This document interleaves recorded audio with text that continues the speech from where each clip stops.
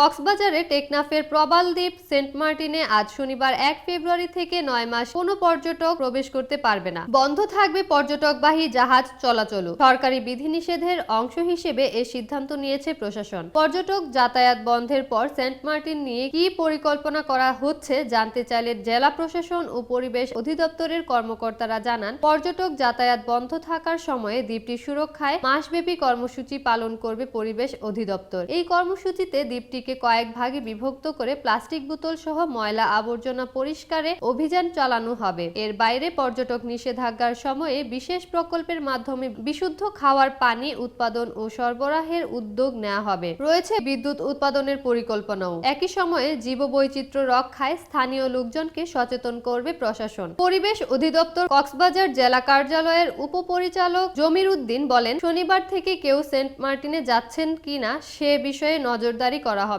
নিষেধাজ্ঞার সময়ে দ্বীপটির বিষয়ে করণীয় ঠিক করতে রবিবার 2 ফেব্রুয়ারি অনলাইনে মিটিং ডাকা হয়েছে। জেলা প্রশাসন সূত্র জানায়, শুক্রবার পর্যন্ত গত 2 মাসে 1,20,000 পর্যটক সেন্ট মার্টিন ভ্রমণ করেছেন। পরিবেশ, বন ও জলবায়ু পরিবর্তন মন্ত্রণালয়ের নির্দেশনা ছিল নভেম্বর মাসে পর্যটকরা দ্বীপটিতে দিনে গিয়ে দিনে ফিরে আসবেন। ডিসেম্বর ও জানুয়ারি মাসে দৈনিক 2,000 পর্যটকের জন্য সেন্ট মার্টিন ভ্রমণ ও সেখানে রাত যাপনের সুযোগ রাখা হয়। এদিকে জুন, জুলাই, আগস্ট এই 3 মাসে বঙ্গোপসাগর উত্তাল থাকায় পর্যটক ও সরকারি দপ্তরের কর্মকর্তারা সেন্ট মার্টিনে তেমন যান না। এই সময়ে প্রভাবশালীরা দ্বীপের ভ্রমণ নিষিদ্ধ এলাকায় রিসোর্ট সহ নানা অবৈধ স্থাপনা তৈরি করে আসছেন। এসব স্থাপনায় ব্যবহৃত হয় সৈকত থেকে তুলে আনা পাথর। পরিবেশ কর্মীরা বলছেন, এবার যাতে পর্যটক না থাকার সময়ে কেউ এ ধরনের স্থাপনা তৈরি করতে না পারেন সে বিষয়ে সতর্ক থাকতে হবে। Cox's Bazar chamber of commerce and ইন্ডাস্ট্রিজের সভাপতি আবু মোর্শেদ চৌধুরী খোকা বলেন, সেন্ট মার্টিনে অবৈধভাবে 230টি হোটেল, রিসোর্ট, কটেজ,